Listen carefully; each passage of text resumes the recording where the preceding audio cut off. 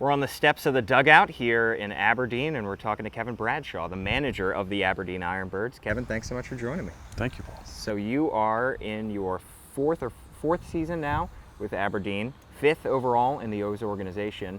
You come from a Detroit organization a long time before that, almost 30 years with Almost Detroit. 30 years, 29 years to be exact. Yeah. What's it like spending that much time in one organization?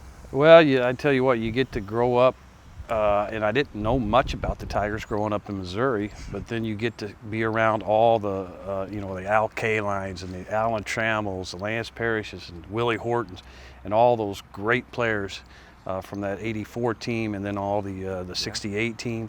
So you get to know all the history and see some great players. Boy, it was fun to be around all those guys. Ernie Harwell, the Hall of Fame broadcaster. So it was a great experience. And you're an infielder, utility man by trade. Do you think that gives you unique perspective on maybe the utility guys that are under you? Yeah, it helps me know how tough it can be. Once I got to the AA level, I was the utility guy, so it's hard to play every other day or set a bench for 3 days and then go out and play a different position. So it helped me my teaching with all these young infielders to be able to kind of know what they're going through and give them some experience and help them through it. Sure, and you come from a great organization, Detroit, and then you come to another great organization with the Baltimore Orioles. You spent your first couple of years here, and then unfortunately you tore your Achilles, which was the same injury that you had as a player, but it was on the other leg. The other leg, yeah. When in 1989 in AA, I hit a ball in the right center field gap and hit first base, took a couple steps, and my left Achilles popped. And then last year, we had a day off on a Sunday, and I kind of messed up. We were going to go to the O's game down in Tampa, and we decided, let's take the girls. I got 3 girls. Let's take the girls to a trampoline park, and I'm getting too old to be bouncing on the trampoline, and so my right one popped. Gotcha. And then it got infected, and then so it took me a whole year to get back from that. I have never gone to one of those, and you have convinced me not to. Yeah, so I will never go to one of those bounce U's or anything. Well, you're young enough; you can get by with it. So unfortunately, you had to miss that season, but you come back, and Kyle Moore took over for you while you were. What kind of relationship do you have with Kyle Moore, who's now with the Delmarva? Good relationship. I know he was doing a lot of stuff on the hitting side. I saw him the year I was the infield coordinator, roving back and forth. I saw him in the stuff he was doing with the hitters and the catchers and stuff, and knew, talking to Brian Graham at the time, the farm director, that he was a perfect fit to jump in here and start managing. And he's carried that on to a great year in Delmarva.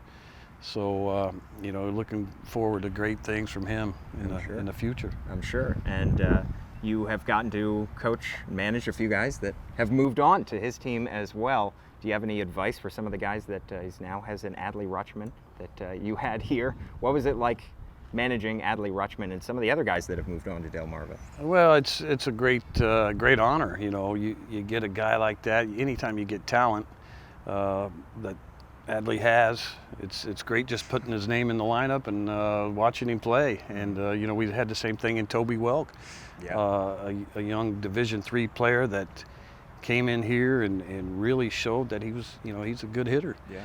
And we've been very fortunate this year. The draft was outstanding.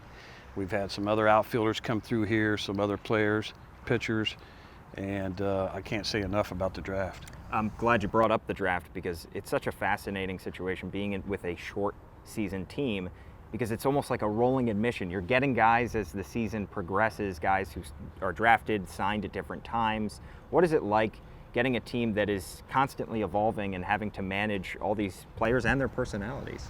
Well, that can be tough because you'd like to have a team that you can all be together and gel. Yeah. And we've had some moves this year that's involved 6-8 guys at a time. We're getting 5 more in tomorrow.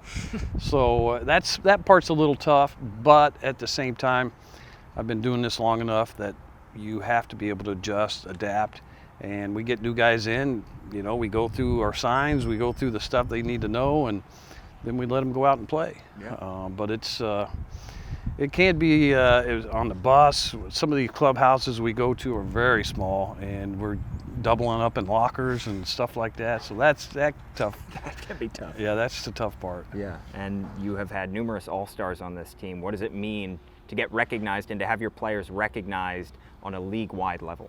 Well, it just means that I think it means that you're doing the right thing. You're hopefully teaching the right things. They're hopefully going out and performing and doing the right things. And usually that means you're having success to it as far as wins and losses. You know, it's all about development, but at the same time, you have to develop the winning attitude. And I think that's what we've done down here this year. And with those all-stars, you got to have those guys that are playing pretty well, and you know they help you win. So, and that's what has happened this year. You guys have done a good amount of winning, and you were right in the thick of the playoff race as the season winds down. What would it mean to get a playoff berth in the last couple games of the season here? Oh, it didn't mean everything.